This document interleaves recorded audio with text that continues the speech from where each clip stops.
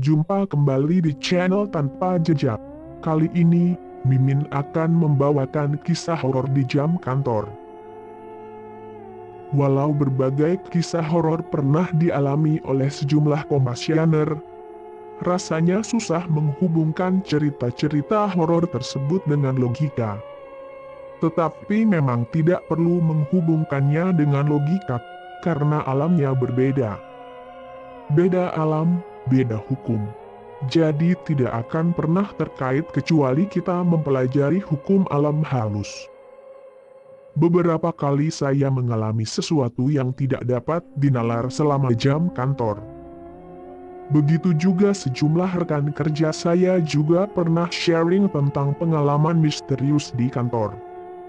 Kantor tempat saya bekerja, perusahaan A, memang konon dulu tempat jin buang anak. Salah satu ruangan yang katanya cukup menyeramkan adalah ruang dokumen yang letaknya persis di sebelah area kerja saya. Di sebuah kantor perusahaan A sebelumnya ruangan itu adalah ruang rapat departemen produksi. Setelah renovasi kantor, ruang rapat dipindahkan ke lantai 2. Nah, ada cerita dari salah seorang staf yang dulu pernah bertugas di departemen tersebut. Suatu malam ketika ia lembur, ada suatu keriuhan seperti suara banyak orang sedang berbicara dalam rapat. Sebagai informasi, departemen tersebut memang beroperasi 24 jam, jadi selalu ada orang yang bekerja di kantor. Malam itu ruang kantor departemen tersebut tidak ada orang sama sekali kecuali staf tersebut. Mungkin karena penasaran, ia pun memberanikan diri untuk masuk ke ruang tersebut. Alangkah terkejutnya ia, ternyata tidak ada orang sama sekali di ruangan tersebut.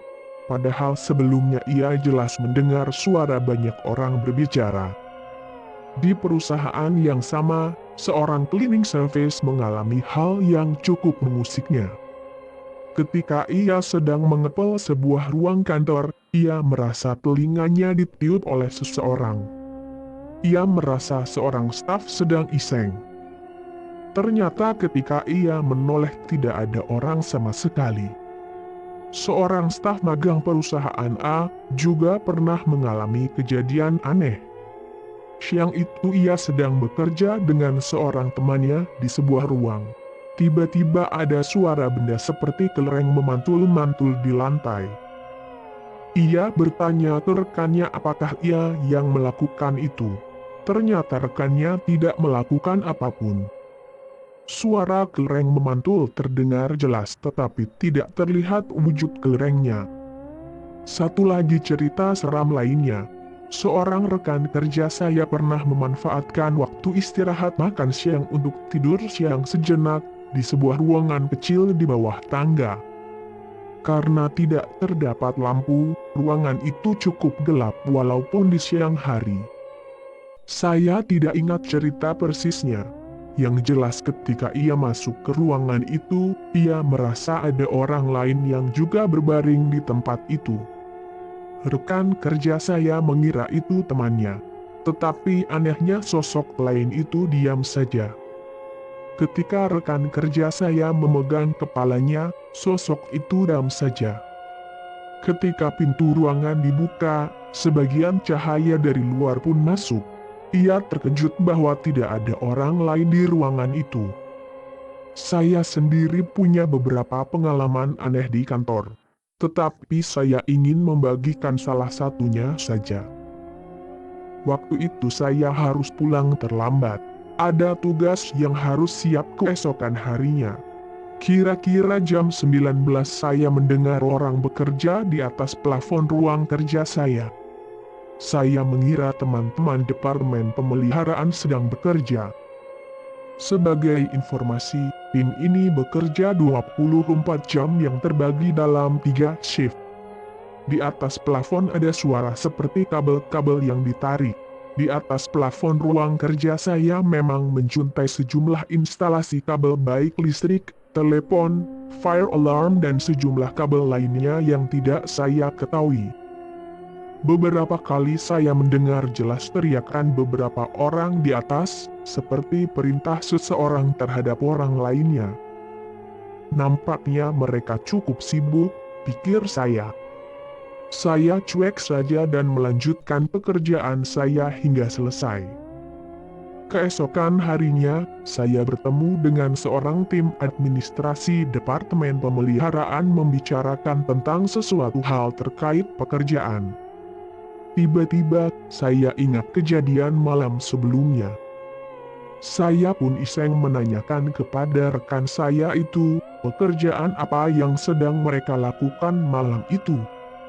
Alangkah terkejutnya saya ketika ia bilang bahwa tidak ada tim dari departemennya yang bekerja malam itu. Pekerjaan semacam itu biasanya hanya dilakukan pada jam kerja pagi hingga siang hari. Lalu mereka itu siapa? Waduh, jangan-jangan cerita dari seorang staf subkontraktor lumayan seram juga. Waktu itu di hari Sabtu atau Minggu petang, staf subkontraktor tersebut ditugaskan untuk mengecek instalasi kabel data di atas plafon gedung kantor utama. Gedung itu merupakan pusat aktivitas korporasi. Waktu itu menjelang azan maghrib, ia belum jua selesai dengan pekerjaannya. Untuk masuk ke area plafon, ia menggunakan tangga lipat dan membuka salah satu lubang plafon. Ketika ia memasuki plafon, betapa terkejutnya ia melihat sesosok menyeramkan berbadan besar di sana. Kabar yang saya dengar, ia terjatuh dari tangga.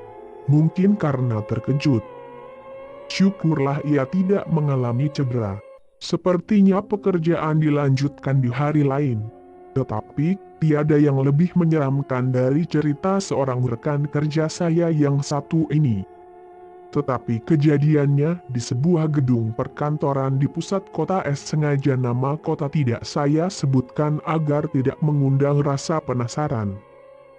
Aktivitas korporasi perusahaan A sebelumnya berlokasi di gedung tersebut sebelum pindah ke lokasi yang baru.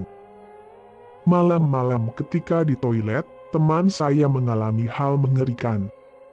Ketika sedang duduk di WC, tiba-tiba sepasang tangan memegang kedua kakinya. Ia pun menjerit ketakutan. Kedua tangan itu berwarna hijau. Secara detail ia tidak bisa menceritakan mungkin karena takut. Tidak lama ia terbebas dan cepat-cepat keluar dari toilet. Cerita seram seperti di atas sesekali terlontar ketika kami bertemu di jam istirahat makan siang. Cerita horor sepertinya ampuh membuat setiap orang fokus mendengarkan cerita dan tidak sibuk dengan gawainya masing-masing. Sekian cerita kali ini. Jangan lupa like, subscribe dan tinggalkan komentar.